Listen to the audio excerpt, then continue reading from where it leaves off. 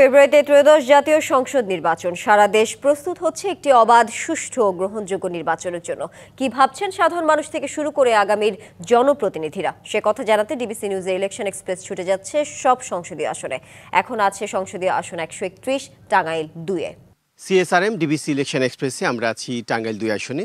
এটি গোপালপুর এবং ভূয়াপুর এই দুটি উপজেলা নিয়ে এই মুহূর্তে আমার সাথে যুক্ত আছেন টাঙ্গাইল জেলা সেক্রেটারি জামায়াত ইসলামীর মোহাম্মদ হুমায়ুন কবির। আপনাকে স্বাগত জানাচ্ছি আমাদের সিএসআরএম ডিবিসি ইলেকশন এক্সপ্রেসে। আমরা দেখছি যে নির্বাচনের আর মাত্র 2.5 মাস বাকি। বিভিন্ন রাজনৈতিক দল তাদের নির্বাচনী প্রচারণা শুরু করেছেন। আপনারা কতটা এগিয়ে আছেন? ধন্যবাদ। বাংলাদেশ জামায়াত ইসলাম একটি গণতান্ত্রিক দল। বাংলাদেশের নিয়মতান্ত্রিক এবং গণতান্ত্রিক পদ্ধতিতে দেশে বাংলাদেশের ন্যায় এবং ইনসাফভিত্তিক সমাজ প্রতিষ্ঠা করে হচ্ছে জামায়াত ইসলামের লক্ষ্য। আপনি যে প্রশ্নটি করেছেন নির্বাচনের ক্ষেত্রে, তো আলহামদুলিল্লাহ আমাদের পুরো 1 বছর পূর্ব থেকে, অর্থাৎ 25 সালের জানুয়ারি থেকে আমাদের কেন্দ্র ঘোষিত নমিনীদের নাম ঘোষণা করা হয়েছে। তা থেকে আমরা সেখান থেকে নির্বাচনী প্রচারণা এবং কার্যক্রম শুরু করেছি। আলহামদুলিল্লাহ আমরা প্রতিটি মানুষের দ্বারে দ্বারে, প্রতিটি ঘরে ঘরে যাওয়ার চেষ্টা করেছি। স্কুল কলেজ থেকে শুরু করে হাট বাজার, অফিস আদালত, সর্বত্র আমরা যাওয়ার চেষ্টা করেছি। এবং আলহামদুলিল্লাহ আপনি শুনে অবাক হবেন যে এদেশে ইতিপূর্বে যে নির্বাচন হয়েছে এবং নির্বাচনে যে পরিবেশ তৈরি করা হয়েছিল, এখন মানুষ এবং এই জাতি প্রত্যাশা করছে আগামী নির্বাচন অবাধ, সুষ্ঠু এবং নিরপেক্ষ একটা নির্বাচন হবে।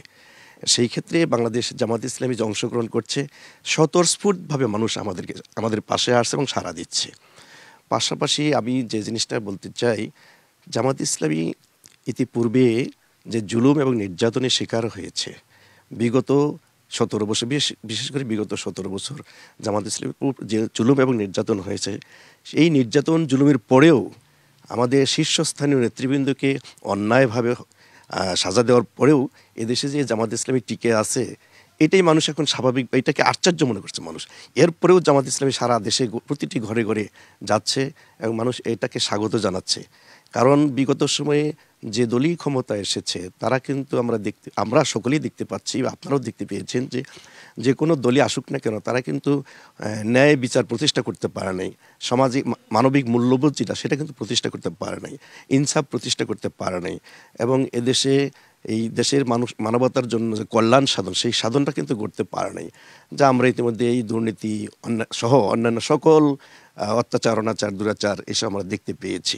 দীর্ঘদিন অনেক বছর আপনাদের রাজনৈতিক দলটি নিষিদ্ধ ছিল, তো অনেক বছর পরে আপনারা সাধারণ মানুষের কাছে যাচ্ছেন, তারা কিভাবে নিচ্ছে আপনাদেরকে এখন? হ্যাঁ, সেটা তো আমি বললাম যে আমাদেরকে, আপনি অবশ্যই জানেন বিষয়টা, যে গত 24 সালের 5ই আগস্টের পূর্ব মুহূর্তে জামাত ইসলামকে নিষিদ্ধ করা হলো, দল নিষিদ্ধ করা হলো, নিবন্ধন বাতিল করা হলো এবং জামাত ইসলামের সকল কার্যক্রমকে নিষিদ্ধ করা হয়েছে।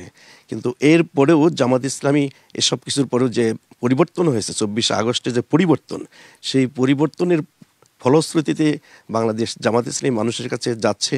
যাওয়ার প্রেক্ষিতে মানুষ আমাদেরকে মনে হয় যে উৎফুল্ল, একটা আনন্দ, উৎফুল্ল পাচ্ছে মানুষ, যে আমরা জামাত ইসলামীকে এত জুলুম নির্যাতনের পরেও জামাত ইসলামীকে আমরা আমাদের মাঠে পেয়েছি, কাছে পেয়েছি।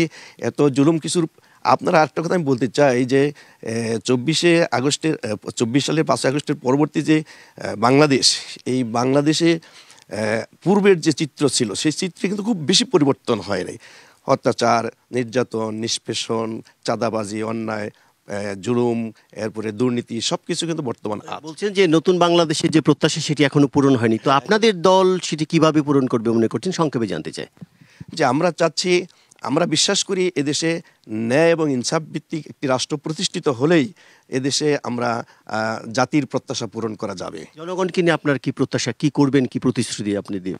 জনগণের ব্যাপারে আমি বিশেষ করে আমি গোপালপুর এবং ভূয়াপুর নিয়ে আমার প্রথম যে মেসেজটা হচ্ছে, আপনারা হয়তো জানেন যে গোপালপুর এবং ভূয়াপুরে বিগত সময়ে যারাই নির্বাচিত হয়েছে, যে দলে নির্বাচিত হয়েছে, পরবর্তী যারা বিপক্ষ দল ছিলেন বা বিপরীতে যারা ছিলেন, বিরোধী দল হিসেবে যারা ছিলেন, তারা কিন্তু ঘরে থাকতে পারে নাই। তাদের উপরে জুলুম নির্যাতন হয়েছে, মাঠে থাকতে পারে নাই, রাস্তাঘাটে চলতে পারে নাই, দোকান। আপনাদের জন্য অনেক অনেক শুভকামনা থাকলো, বিশেষ করে আপনার জন্য। আপনি কিভাবে নির্বাচনী মানুষের, জনগণের জন্য কাজ করবেন সেই প্রত্যাশার কথা বলছেন, যে আমাদের এখানকার যে দায়িত্বে আছেন। তো সিএসআরএম আমরা রাত 9টায় যাব। এই আসনেরই অন্য কোনো রাজনৈতিক সাথে কথা বলুন। সিএসআরএম ডিবিসি ইলেকশন এক্সপ্রেস আমাদের সাথেই।